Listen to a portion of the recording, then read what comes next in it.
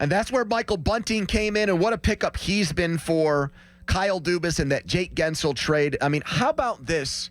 Since that deal got made, Gensel has 5 goals for Carolina, and Bunting has 5 goals for the Penguins. He's matched him, and Gensel's been very good for them. And that's a testament to Bunting and the way that Bunting and Malkin actually have you pair people together. Like Ron and Joe brought out something good in both of them. They complemented each other well. There was like a peanut butter and jelly like combination there for so many years. That's what those two seem to be doing for one another. It's elevated Malkin's level of play. I mean, how did you not get a little teary-eyed watching his mom and dad blubber over the second goal? That was great producing work and great camera work by ESPN to get that on the air. They did a very good job with that. I want to hang out with the Malkin parents. Maybe I can ask the Senderovich twins about that. I think they all know each other. So the game gets tied. Then Bunting scores. But I had flashbacks. Remember that Washington playoff game from their first Cup run in 2016 when they started clearing the puck over the boards for delay of game penalties, Austin? It was like multiple times. Yeah. And so when P.O. Joseph did that, I'm like, they're going to lose this game. They're going to find a way to F this up. And they didn't. And so that gets us to tonight. And I just don't want this to end. I'm having a lot of fun. It's okay. What I don't like, and maybe if I were on the other side of this, I would be doing this, but I hope not.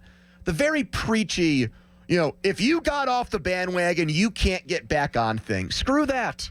This team deserved people to get turned off and to get angry and to get upset with them. And that doesn't mean that you burn your jerseys and you say you'll never go back to the arena and you turn in your fan card forever. When the bar is set high for a team and they fail to deliver and upset you and let you down, I don't think it's your obligation to live and die with every game they play. You still care, you still love them, you still want them to be good. But if people started to check out after the Gensel trade where they lost 6-0 to Washington and looked like they were packing it in, I get it, because I did that. They're just coming off one of the most surprising, shocking weeks in recent Penguins history to win all 4 of those games, the Rangers game to start it, and then the Tampa game to end it. And it doesn't get any easier tonight against Toronto with Austin Matthews, who has scored 64 goals this year. That's like Mario Lemieux territory. Mario only had 4 seasons in his career where he scored more than 64 goals. No other Penguin has ever done that. No Sidney Crosby. He's got 40 now. No Jaromir Jagr. No Malkin. 64 goals. So I don't want this to end for a few reasons.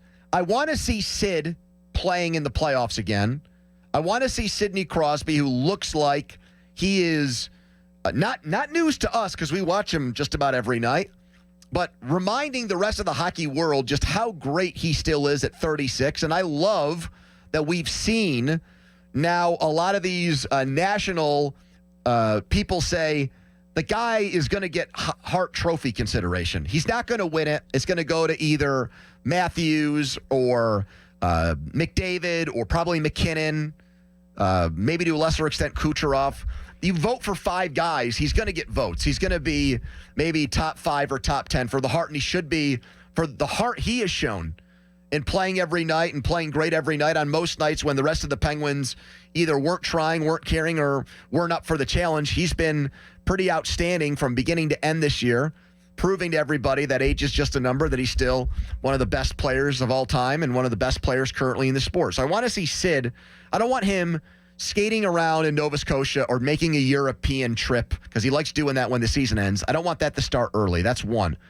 The other thing is, and this is so obvious to people that care about hockey and follow the sport like we do here, you just get in the NHL Stanley Cup playoffs.